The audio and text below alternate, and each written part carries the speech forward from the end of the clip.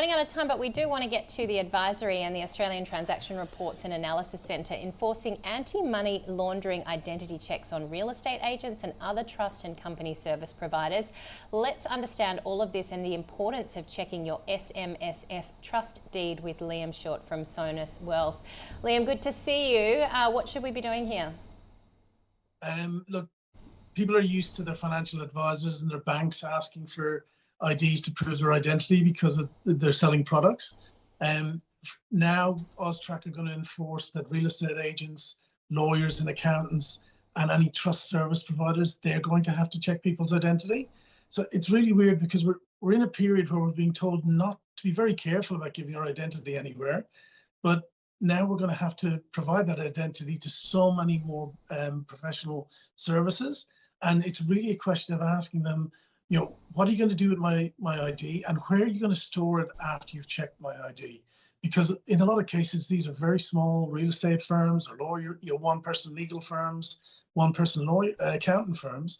They may not have the strength of security that larger organizations have. So just be careful about how you give your ID and where it's stored. All right. SMSF trust deeds. I always find it interesting when you can see that some of these online platforms, you know, not naming any names, allow people to start SMSFs using these platforms because there's so much compliance that goes along with it, including, you know, making sure that you've got your trustee duties properly handled and checked off. So what are we sort of looking at? What should people be aware of? What can you not afford to just hope and pray that it's getting done? Yeah, so because with a lot of those online services, they don't offer advice. So they'll give you the deed to start with, but you don't realize that it's not set and forget. You have to be reviewing that deed over the years. A lot of the older deeds from the 90s and 2000s, they were written in very old English, very prescriptive. And the whole idea of the modern deeds is that they're more open, they're flexible, they give the trustees the ability to do more.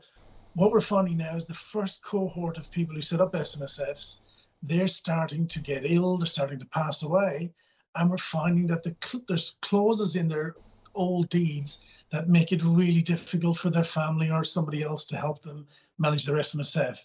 So it's really important that you take out your deed, read the clauses to do with what happens if a director or a trustee gets ill or can't do their job anymore.